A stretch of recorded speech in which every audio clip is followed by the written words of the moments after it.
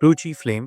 देव अपनी azure dragon divine exercise में लगातार मेहनत कर रहा था, जो एक वुड एट्रीब्यूटेड एक्सरसाइज थी। एज्योर ड्रैगन ट्रू की में एक जबरदस्त amount of elemental life force होता है, जो स्पिरिट हर्ब्स को उगने में बहुत मददगार है। एक खास एक्सरसाइज भी थी, ड्रैगन सलिवा एक्सरसाइज, जो हर्ब्स उगने में मदद करती थी। जब ड्रैगन सलाइवा एक्सरसाइज का यूज किया जाता था, तो देव का एज्योर ड्रैगन ट्रू की वाई से एक मिस्टिकल लिक्विड बनता था, जो जब स्पिरिट हर्ब्स पर लगाया जाता तो उनका ग्रोथ तेज हो जाता। वर्मिलियन बर्ड डिवाइन एक्सरसाइजेस से एक फ्लेम बनाई जा सकती थी, जो अल्केमी में काफी जरूरी थी। Divine exercise of four symbols एक बहुत हाई मल्टीफैसेटेड एक्सरसाइज थी, और इसमें कई फियर्स एक्सरसाइजेस था, लेकिन देव की स्ट्रेंथ अभी इतनी हाई नहीं थी कि वो उन्हें प्रैक्टिस कर सके। भी देव के पास 3000 बड़े स्पिरिट कॉइन्स था, जो 300,000 छोटे स्पिरिट कॉइन्स के बराबर थे, लेकिन ये भी उसके लिए एक middle grade mortal level baptising marrow दान खरीदने के लिए काफी नहीं था। इन डांस की कीमत बहुत ज्यादा होती थी, इसलिए आम मार्शल आर्टिस्ट इन्हें खरीद नहीं पाते, क्योंकि उनका प्राइस इतना हाई होता है। वोहो सिटी में एक ही जगह थी जो डांस बेचती थी, और वो थी स्पिरिट टैन हॉल। ये एक छोटी सी 4 मंजिला बिल्डिंग थी, लेकिन ये जो चीजें बेचती थी वो काफी महंगी होती थी। इसके अलावा स्पिरिट डैन हॉल के पीछे 16.5 एकर्स का एक बड़ा मनोर था, जहाँ स्पिरिट हर्ब्स उगाए जाते थे। स्पिरिट डैन हॉल किसी भी क्लैन के साथ नहीं जुड़ा था, लेकिन ये बहुत स्ट्रॉन्ग था, क्योंकि यहाँ कई एक्सपर्ट्स काम करते थे। यहाँ तक कि अल्केमी मास्टर्स भी मिलते था, जिनके काम को लोग बहुत इज्जत देते था। आखिरकार डांस काफी रेयर होते हैं, और इनके फायदे भी बहुत बड़े होते हैं, जो मार्शल आर्टिस्ट की स्ट्रेंथ को इंक्रीज करते हैं। देव जब स्पिरिट डैन हॉल में गया, तो उसने हर्बल अरोमा महसूस की, जो पूरी हॉल में फैल गई थी और सबको एक सूथिंग फीलिंग दिखो रही थी। यहाँ कई काउंटर्स थे, हर काउंटर पे अलग अलग टाइप्स के डांस और हर्ब्स बेचे जा रहे थे। सिया ने देव को बताया था कि वो लो रैंक डांस से प्रैक्टिस शुरू करे, इसलिए उसने मॉर्टल level low grade and quenching body दान बनाने का प्लान बनाया था। ये सस्ता था और बेचने में आसान था। एक दान को 700 स्पिरिट कॉइन्स में बेचा जा सकता था, और जो कोई भी मॉर्टल मार्शल रियल्म के 4th लेवल के नीचे होता, उन्हें इससे अच्छा बूस्ट मिलता। यंग मास्टर स्पिरिट डांस वहाँ बेचे जा रहे हैं, ये काउंटर स्पिरिट हर्ब्स के लिए है। एक खूबसूरत लड़की काउंटर के पीछे से बोली। स्पिरिट डैन हॉल में इतने लोग नहीं थे, इसलिए देव थोड़ा अलग नजर रहा था, लेकिन लड़की ने उससे नीचा नहीं समझा, क्योंकि वो जानती थी कि कभी कभी हिडन एक्सपर्ट्स भी स्पिरिट डैन हॉल आते हैं। मुझे अनस्पिरिट हर्ब्स के सीडलिंग्स चाहिए, जो क्वेंचिंग बॉडी दान बनाने के लिए जरूरी हैं। क्या आपके पास ये हैं? देव ने लड़की से पूछो। बहुत कम लोग सीडलिंग्स खरीदने आते थे, क्योंकि उन्हें उगना आसान नहीं होता। जो लोग इसे उगने में माहिर होते, वो आम तौर पे बड़े फोर्सेस के साथ जुड़े होते थे, और उन्हें हर्ब गार्डन संभालने का जिम्मा दिया जाता था। लड़की थोड़ी सी हैरान हुई, लेकिन मुस्कुराते हुए बोली, हाँ, क्वेंचिंग बॉडी दान बनाने के लिए आपको 4 हर्ब्स की जरूरत है। सभी सीडलिंग्स का प्राइस सेम है। हर एक सीडलिंग का प्राइस सिर्फ 100 बड़े स्पिरिट कॉइन्स है। हर्ब्स थी azure spirit grass, blood element flower, profound bright flower और स्पिरिट लीफ ग्रास। देव थोड़ी देर के लिए सोचा, फिर बोला, मुझे हर एक का 5 चाहिए। हर सेट के लिए 400 स्पिरिट कॉइन्स होते हैं, तो 5 सेट्स का प्राइस हो गया 2000। देवेंद्र ने उससे 3000 बड़े स्पिरिट कॉइन्स दिए थे, लेकिन अब उसका ज्यादा पैसा खत्म हो गया था। लगता है इवन बेसिक डांस भी आम मार्शल आर्टिस्ट के लिए अफोर्ड करना मुश्किल है। लड़की हैरान हुई, क्योंकि उसने कभी नहीं सोचा था कि देव उस उम्र में अल्केमी टेक्निक्स सीखने की सोच रहा होगा और हर्ब्स भी उगने की कोशिश करेगा। मैं आपके लिए ले आती हूँ, थोड़ा इंतजार कीजिए, लड़की ने कहा, और वो हर्ब्स लेकर चल पड़ी। अरे, ये क्या है? एक खूबसूरत लड़का जो एक महंगा सफेद रोब पहने हुए था और फैन लेकर चल रहा था, नीचे उतरकर देव को गुरूर भरी नजर से देख रहा था। स्पिरिट डैन हॉल के अपर फ्लोर्स पर हायर रैंक डांस बेचे जाते थे, और जो लोग ऊपर जाते थे वो सब स्पेशल गेस्ट होते थे। तेरे आंखें पीछे हैं क्या? न मुंह बैंड कर, देव ने अपने हॉन्टो पर मुस्कान ले आते हुए जवाब दिया। वो लड़का था रेहान, और वो देव के बराबर उम्र का था। वो भी काफी इंटेलिजेंट था, और छोटे उम्र में high 4th level of mortal martial realm में पहुंच गया था, और अब 5th लेवल के बिल्कुल करीब था। रेहान का चेहरा लाल हो गया। देव, मैं मान लेता हूँ कि हम जवान लटू तो मुझसे तेज था, लेकिन तुझे स्पिरिचुअल वे नहीं है, और अब मैं तुझे बंधा करके भी हरा सकता हूँ। देव, जो आप 5th level of mortal martial realm में था, बस हंस दिया। कोई भी 4th लेवल का फाइटर उससे मैच नहीं कर सकता था।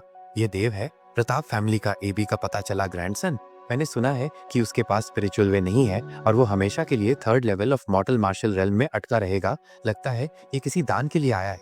एक खूबसूरत लड़की जो रेहान के साथ थी, उसने देव को नजरअंदाज करते हुए कहा। देव ने यूएस लड़की को पहचाना, वो वोहू सिटी के गवर्नर की बेटी थी। ऐसे लगता है कि सच में एक जैसे लोग एक ही जगह मिलते हैं।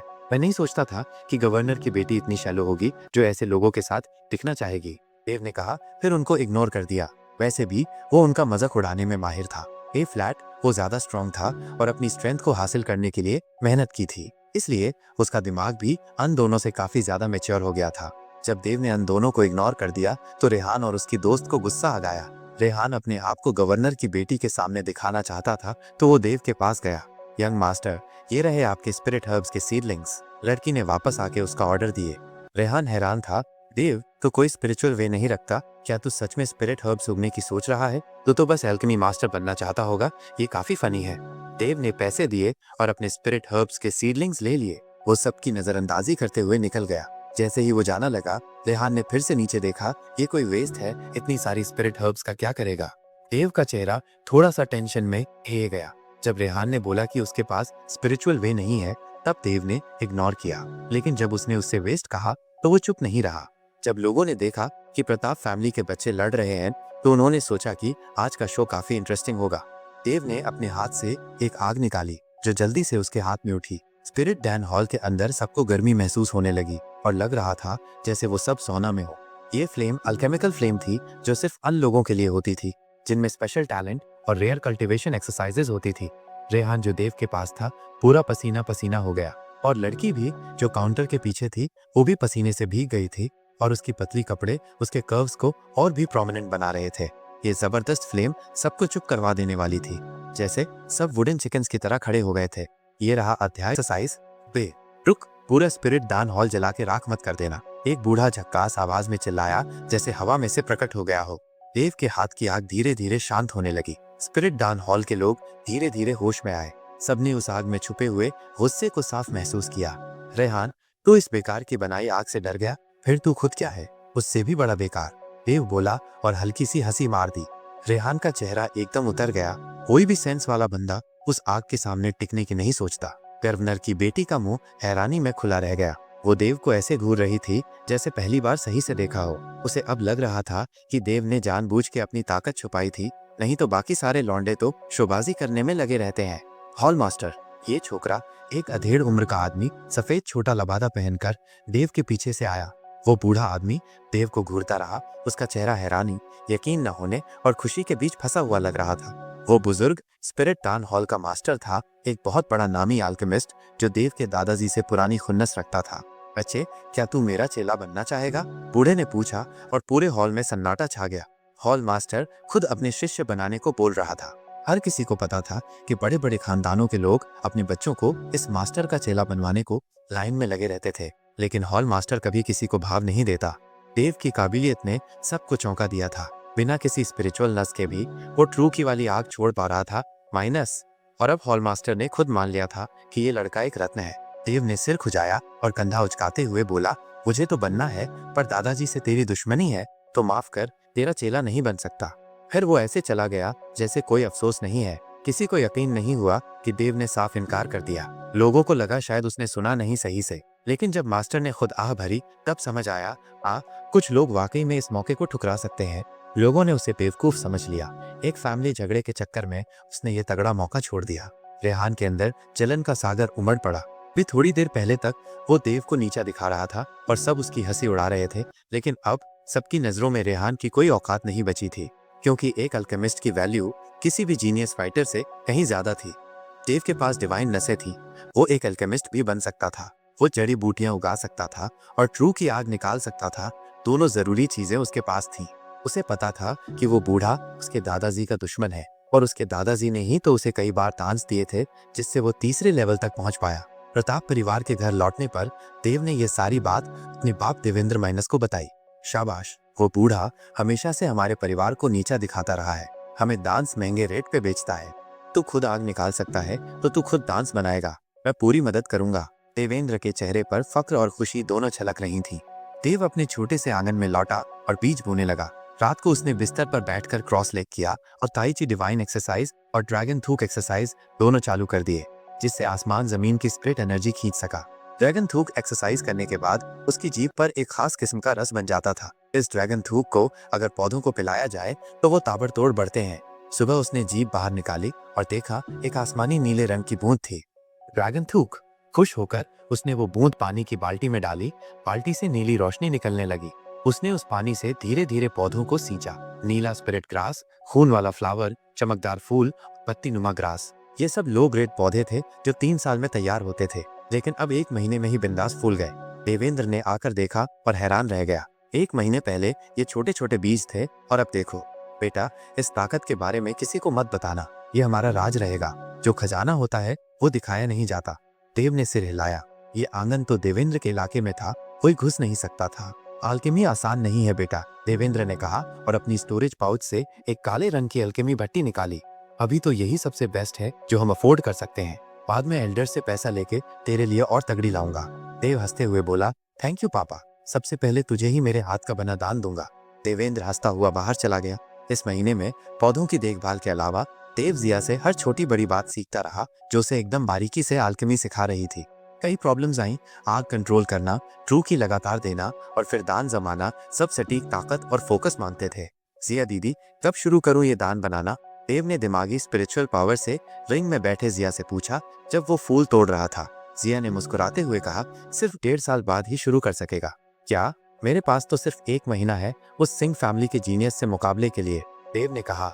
रिया बोली, अभी गधे, उससे अल्केमी में क्यों भिड़ रहा है? सीधा कूट दे उसको। देव ने मुंह बनाया, अगर उसने उस लौंडे को मारा तो सिंह फैमिली और प्रताप फैमिली की जंग शुरू हो जाएगी। बुजुर्ग लोग फिर बीच में पड़ेंगे। देव ने फिर अपने पौधे प्रोसेस किए और धीरे धीरे सब जड़ी बूटियां भट्टी में डाली। अब असली खेल शुरू हुआ। पहले ट्रू की डालनी थी, फिर गर्मी में बूटियों को सेंकना, फिर उनके अलग अलग स्पिरिट एनर्जी को कंट्रोल करके सबको मिला देना और फिर अंत में दान को जमाना। देव ने अपने दोनों हाथ मिट्टी के अलग अलग मुंहों पर रखे, आग छोड़ते हुए और अपनी स्पिरिचुअल पावर से अंदर झांकने लगा। ये रहा, पिल सफलता से बनी। देव ने अल्केमी वाली भट्टी में आग लगा दी और जैसे ही अंदर की जड़ी बूटियां सूखने लगी, उसने महसूस किया कि उनमें कुछ बचा कुचा शक्ति रह गया था। इस वजह से उसका पहला ट्राई फेल हो गया, लेकिन देव ने गिव अप नहीं किया। उसने तुरंत समझा कि उसकी आग काफी ज्यादा पावरफुल है और अब उसको अपने फ्लेम कंट्रोल पे ध्यान देना पड़ेगा। दूसरा हर्ब्स का सेट उठा के इस बार देव ने पूरा फोकस फ्लेम कंट्रोल पे दिया। केयरफुली अन हर्ब्स को पकाया, पर फिर भी फेल। लगातार 3 ट्राई फेल होने के बाद देव को थोड़ा एक्सपीरियंस होने लगा। हर बार के अटेम्प्ट के साथ उसका फ्लेम कंट्रोल और बेटर हो रहा था। चौथे अटेम्प्ट में देव फाइनली पूरा शक्ति एक्सट्रैक्ट करने में कामयाब हो गया। ए फ्लैट वो अगली स्टेज में जा सकता था। अपनी स्पिरिचुअल पावर भट्टी में इंजेक्ट करके देव ने अंदर झांका। हर हर्ब से अलग अलग रंग की शक्ति निकल रही थी। उसने उनको घूमना स्टार्ट किया, एक रेनबो जैसे वर्लपूल में बदल दिया सबको। धीरे धीरे सब हर्ब्स ग्रे राख बन गए। जब ट्रांसफॉर्मेशन कंप्लीट हुआ, तब देव ने वो शक्ति और हर्बल पाउडर को मिलाना शुरू किया।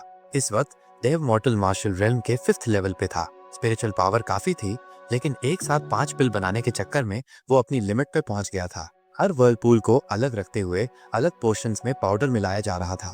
प्रोसेस के दौरान देव का चेहरा टेंशन से भरा था, माथा गीला, आंखों में एकदम फोकस। फ्लेम भी बनानी थी, उससे कंट्रोल भी करना था और पिल भी कंडेंस करना था। प्योर मल्टीटास्किंग मोड में था बंदा। इस बार तो सक्सेस पक्की है, देव ने अंदर ही अंदर बोला। रेनबो वर्लपूल्स फुल स्पीड से घूम रहे थे, बस थोड़ा सा मॉइस्चर डालना बाकी था, फिर पिल बन जाते। पूरा दिन लग गया, लेकिन फाइनली देव को सक्सेस मिल गई। उसने भट्टी का ढक्कन खोला और मिस्ट के बीच से 5 चमकदार सफेद क्वेंचिंग बॉडी पिल निकल के देखे। पहली पिल के मुकाबले ये क्वालिटी में काफी ज्यादा बेहतर थे।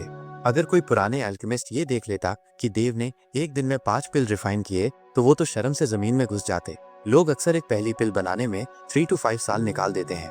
बेस्ट अल्केमिस्ट भी साल भर में 1-2 बनाता है, और यहाँ देव ने पहला ट्राई में 5 बना दिए। पुराने लोग छोड़ो, जिया और रिया भी हैरान रह गई थी। दोनों बहनें ननपिल को हाथों में लेके चेक कर रही थी और उनके चेहरे पे फुल शॉक था। आहा जिया दीदी, तुमने बोला था मुझे साल भर लगेगा पहली पिल बनाने में। ये फ्लैट बताओ, रिवॉर्ड मिलेगा ना? देव ने मस्ती भरे लहज में बोला। जिया ने हुस्न भरी मुस्कान के साथ पूछा, तो बोल देव बाबू, कौन सा रिवॉर्ड चाहिए? देव ने अपने सीना पे हाथ रखते हुए बोला, एक चीक पे किस चलेगा? रिया ने एकदम ठंडी टोन में बोला, सपने मत देख भाई, और तुरंत अपने रिंग में चली गई। जिया ने हल्का सा मुस्कुराते हुए देव के चीक पे किस कर दिया। मेहनत से सक्सेस मिलती है, एटीट्यूड नहीं, उसने प्यार से बोला। देव शॉक में रह गया। एक्सपेक्ट हाई नहीं किया था कि जाया सच में कर देगी। जिया उसकी हालत देख के हंसी और फिर वो भी रिंग में चली गई। देव ने गहरी सांस ली और उसकी खुशबू महसूस की। ये लड़की तो टोटल डेंजरस है, मैं तो इसके चर्म में फंस गया, उसने धीरे से कहा। उसने अपने हाथ से वो इनविजिबल रिंग को CHUA जैसे किसी महबूबा के गाल को छू रहा हो। दोनों परी जैसी लड़कियों को रिकवर करने के लिए उसने अपने आप को और पुश किया। एक क्वेंचिंग बॉडी पिल मार्केट में 700 स्पिरिट कॉइन्स में बिकता था और देव ने 5 बनाए, टोटल 3500 कॉइन्स, और एक हर्ब्स का सेट अभी भी बचा था। अगर फिर सक्सेस मिल गया तो और 3500 कॉइन्स। देव ने एक किताब में पढ़ा था कि एक हर्ब सेट से मैक्स 5 पिल निकलते हैं, लेकिन तभी जब हर एक कंपोनेंट का 100% यूज किया जाए। सिर्फ बड़े अल्केमिस्ट हाई कर पाते हैं ये काम। स्पिरिचुअल पावर और फ्लेम को माइक्रो लेवल पे कंट्रोल करना पड़ता है, वरना सब वेस्ट हो जाता है। क्वेंचिंग बॉडी पिल 3rd लेवल या उससे नीचे के लोगों के लिए काफी यूजफुल होता है। देव AB 5th लेवल पे था तो डायरेक्ट फायदा नहीं, लेकिन ट्रू शक्ति को रिस्टोर करने में काफी मदद मिलती थी। देव ने एक पिल खाया और उसका आधा ट्रू शक्ति वापस आ गया। बाकी के 4 पिल लेके वो देवेंद्र के पास गया। पापा, टेस्ट करो जरा, मैंने खुद बनाया है, देव खुशी से बोला। क्या? देवेंद्र शॉक में खड़े हो गए। एक दिन में पिल, वो भी पहली बार में? 1000 ईयर जीनियस टाइप का काम है ये। देवेंद्र ने 4 पिल लिए, जो अभी भी थोड़े गर्म था। उनके दिमाग में लिटरल ब्लास्ट हो गया। इनकी क्वालिटी तो स्पिरिट पिल हॉल से भी बेटर है। कम से कम 800 कॉइन्स का बेचेगा। मैं इन्हें मार्केट में बेचता हूँ और तुझे नए हर्ब सीडलिंग्स लाके देता हूँ। उनको पूरा भरोसा हो गया था कि देव एक दिन महान एल्केमिस्ट बनेगा। पहले मॉडल लेवल के लो ग्रेड पिल परफेक्ट बना, फिर नेक्स्ट स्टेज में जाना, देवेंद्र ने कामली बोला। देव ने हाँ में सिर हिलाया और कोर्टयार्ड में जाके रेस्ट करने लग गया। अगली सुबह फ्रेश होके देव ने दोबारा रिफाइन करना स्टार्ट किया। इस बार स्टेप्स कॉन्फिडेंट थे और लास्ट स्टेज पे बिना प्रॉब्लम के 5 और पिल बन गए सिर्फ 2 घंटे में। अगले कुछ दिनों में देव ने नए हर्ब्स उगाए और नए नए पिल बनाए। रिस्टोरिंग शक्ति पिल, गोल्डन हीलिंग एसेंस, डिस्पेलिंग पॉइजन पिल, कंजीलिंग शक्ति पिल, सब मॉडल लेवल के। स्टार्टिंग में थोड़ा फेल हुआ, लेकिन जैसे जैसे हर्ब्स का नेचर समझता गया, फ्लेम कंट्रोल बढ़ता गया, वैसे वैसे सक्सेस भी आती गई। ज़ीर की अल्केमी टेक्निक तो फुल टॉप नॉच थी। पहले देव को लगता था अल्केमिस्ट या तो गंजे होते हैं या बुड्ढे, लेकिन ये लड़की तो एकदम अल्केमी की रानी निकली। अल्केमी ने देव के कल्टीवेशन को बिल्कुल स्लो नहीं किया। शाम को वो ड्रैगन सलाइवा एक्सरसाइज करता था, जिससे वो ब्लू ड्यू ड्रॉप बनाता था, जो हर्ब्स को फास्ट ग्रो करने में काफी हेल्पफुल था। 1 महीने के अंदर हाई डेव मॉडल लेवल के लो ग्रेड पिल बनाने का मास्टर बन गया। सुबह सुबह जड़ी बूटियों की ग्रोथ बढ़ाने नहीं गया। आज वो सीधा चला गया प्रताप खानदान के हवेली के बीच के बड़े मैदान में, क्योंकि आज नया नायक चुने जाने वाला था। पिछले 3 महीने से प्रताप परिवार का नायक पद खाली पड़ा था। इस वजह से पूरा खानदान थोड़ा इधर उधर हो गया था। प्रताप परिवार के हवेली के इस बड़े मैदान में पत्थर बिछे हुए थे और वहाँ परिवार के लगभग 300 एलिट जवान खड़े थे। हर तरफ प्रताप खानदान के लोग खड़े थे और बीच का एरिया खाली था, जहाँ 5 मध्यम उम्र के आदमी खड़े थे, जिनमें से एक देवेंद्र भी था। देव भी भीड़ में था, बड़ी खुशी से सब कुछ देख रहा था, रेडी था अपने बाप के सपोर्ट में जब चाहे जंप करने के लिए। एक आदमी जिसके मोटे पांव, बड़े आंख और सफ्स बाल थे, हंसी के साथ बोला, देवेंद्र, तुझे पता है ना कि प्रताप परिवार का नायक बनने के लिए एक इम्पोर्टेंट शर्त है। इस आदमी का नाम था राजेश और ये प्रताप खानदान के एक ब्रांच का कमांडर था। देवेंद्र से बड़ा था और 7th लेवल पे था मॉर्टल मार्शल रेल में। उसकी ब्रांच भी काफी ताकतवर थी, इसलिए उससे लगता था कि वो भी नायक बनने लायक है। रिश्तेदारी में देव को उस चाचा कहना पड़ता। देवेंद्र गुस्से भरी नजर से राजेश को देखता है और ठंडे अंदाज में कहता है, हाँ मुझे पता है, नायक के रिश्तेदारों में पोटेंशियल होना चाहिए ताकि परिवार के रिसोर्सेज का मिसयूज ना हो। देव की माँ पहले ही गुजर चुकी थी और देव ने कभी पूछा भी नहीं कैसे, तो देवेंद्र ही उसका एक लौता क्लोज रिश्तेदार था। हाँ, पर तेरा बेटा तो बिना स्पिरिचुअल वे के है। अगर तू नायक बन गया तो सारी कीमती पिल उसी पे खर्च करेगा। सबको पता है तो सालों से उसके लिए जड़ी बूटी और पिल ले रहा है। ये फ्लैट क्या फिर से उसी पे सब कुछ उड़ा देगा? राजेश हंस के बोला, वो तो एक बेकार है जो कभी कुछ बन ही नहीं सकता। देवेंद्र को तो पता था कि उसका बेटा एक छुपा हुआ जीनियस है और वो चाहता था देव अपना असली टैलेंट छुप के रखे, वरना मुसीबत आ जाती। मेरा बेटा ट्रू शक्ति की आग निकल सकता है, उसमें अल्केमिस्ट बनने का पोटेंशियल है। क्या बेकार है वो? खानदान के बड़े लोग कुछ और ही सोच रहे होंगे। देवेंद्र ने थोड़ी तान के बोला। ये फ्लैट सब में चर्चा होने लगी। देव ने जब स्पिरिट पिल हॉल के मास्टर का शागिर्द बनने से माना किया था, वो बात वहू सिटी में फैल चुकी थी। स्पिरिचुअल वेन ना होने के बावजूद वो ट्रू शक्ति फ्लेम निकलता था। इसका मतलब उसके पास एल्केमी करने का चांस था। राजेश ने नक से बोला, पर उसने तो मास्टर का शागिर्द बनना तक रिजेक्ट कर दिया। उसके पास कोई टीचर भी नहीं है, कैसे बनेगा अल्केमिस्ट? तभी एक ठंडी कॉन्फिडेंट आवाज सबकी कान में पड़ती है। देव बोलता है, मैं अभी low grade mortal level quenching body pill बना सकता हूँ। सब हैरान रह गए। राजेश हंस पड़ा, और छोटे बच्चे तो पिल बनाएगा, झूठ बोल के क्या अपने बाप को जीत दिलाएगा? और बुजुर्ग के सामने झूठ बोलना तेरी तो सजा ताई है। तो क्या सिंह परिवार का जीनियस है? सिंह लोग तो जनरेशन से अल्केमिस्ट रहे हैं। देव भीड़ में से बाहर आया, सीधा राजेश की आंखों में देखा और बोला, तू मुझसे शर्त लगाता है क्या? अगर मेन क्वेंचिंग बॉडी पिल ई के ट्री में बना दिया तो तू सबके सामने मुझे माफी मांग के माथा टेकेगा। राजेश फिर से हंस पड़ा, पर सब लोग भी सीरियस हो गए। देव ने तो लिमिट हाई तोड़ दी, सीधा सीनियर को चैलेंज कर दिया। देवेंद्र अपनी बेटे की हरकत पे प्राउड फील कर रहा था। राजेश का चेहरा गुस्से से लाल हो गया। उसने बोला, तू क्या कह रहा था? और उसकी ट्रू शक्ति देव की तरफ चली, पर देवेंद्र ने तुरंत उससे हटा दिया।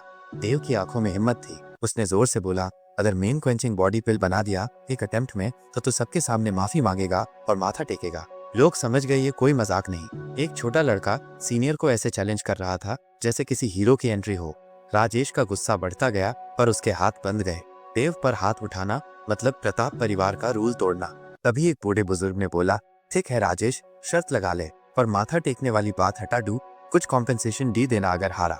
मैं मान गया, अगर मेरा बेटा हारा तो मैं नायक बनने का दावा छोड़ दूंगा, देवेंद्र ने बोला और देव की तरफ सिर हिलाया। ये सुनकर सब हैरान रह गए। राजेश बोला, ठीक है, अगर मैं हारा तो मैं अपना 1000 साल पुराना ब्लड स्पिरिट ग्रास दे दूंगा। 1000 साल पुरानी जड़ी बूटी। सब लोग एकदम शॉक्ड हो गए। बुजुर्ग ने पूछा, देव, तुझे कितना टाइम लगेगा? सबको पता था कि नॉर्मल अल्केमिस्ट को आधा दिन लगता है, पर यह तो सिर्फ 16 साल का लड़का था। देव बोला, चलो जल्दी शुरू करते हैं। वो बैठ गया और राजेश और बुजुर्ग उसका फर्नेस चेक करने लगे, चीटिंग ना हो।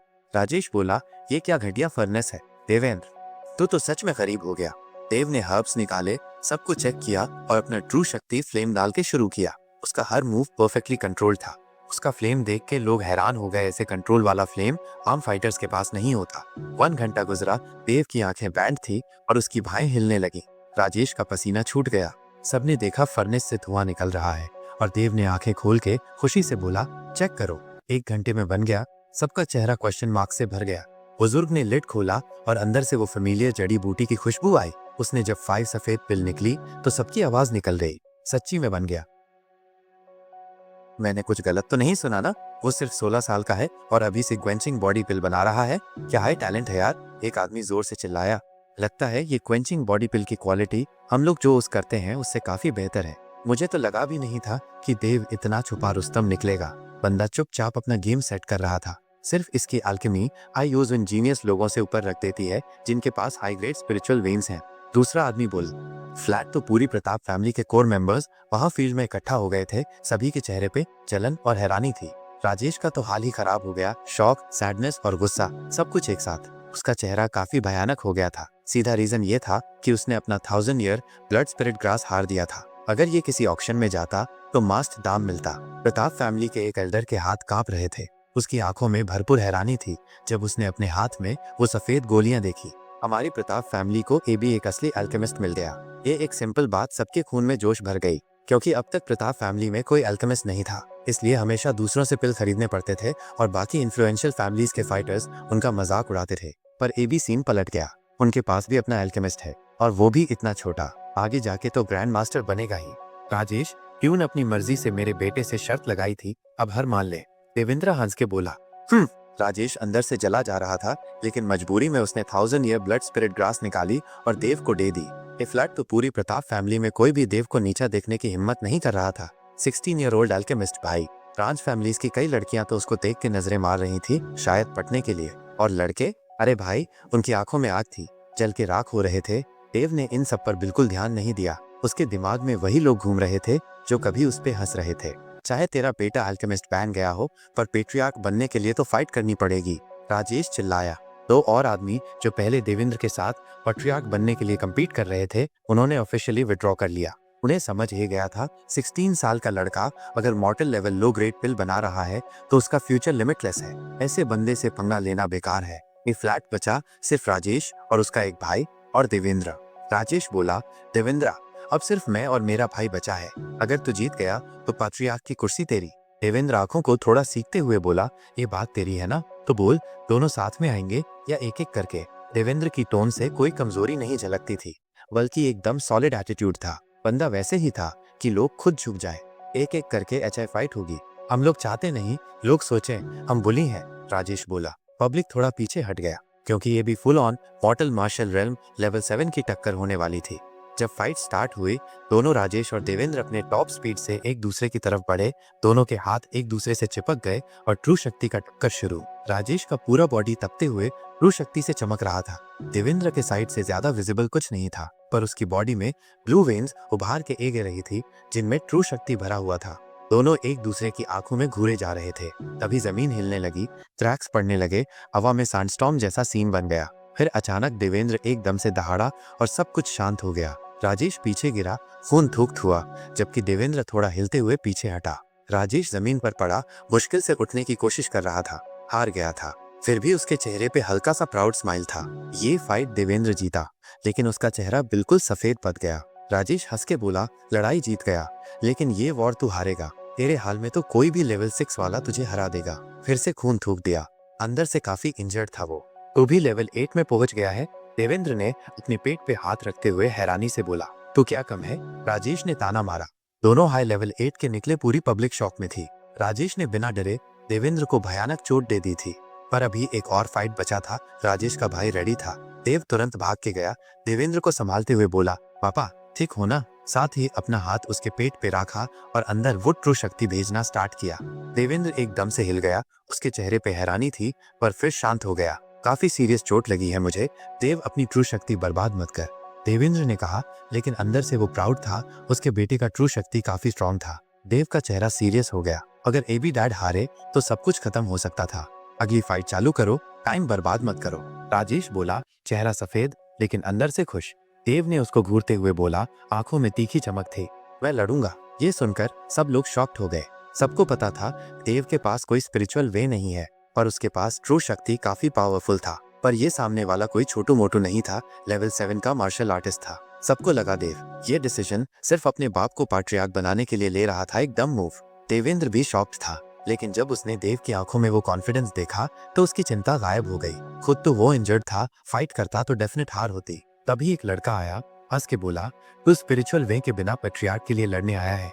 दो छोटी पिल्स बना के तू समझता है तू हीरो बन गया? मैं अकेले ही तुझे चारों खाने चित्त कर दूंगा। अभी अभी ही तो मेन लेवल 5 में आया हूँ। वो लड़का था रेहान, जिसका स्पिरिट पिल हॉल में देव के साथ पहले भी झगड़ा हो चुका था। राजेश का बेटा भी था वो। लेवल 5 पे इतनी छोटी एज में पहुंचना एक बड़ा काम था, इसलिए उसकी अक्कड़ जस्टिफाइड थी। देव ने कामली बोला, रेहान अगर मैं तुझे हरा दूं तो क्या सीन बनेगा?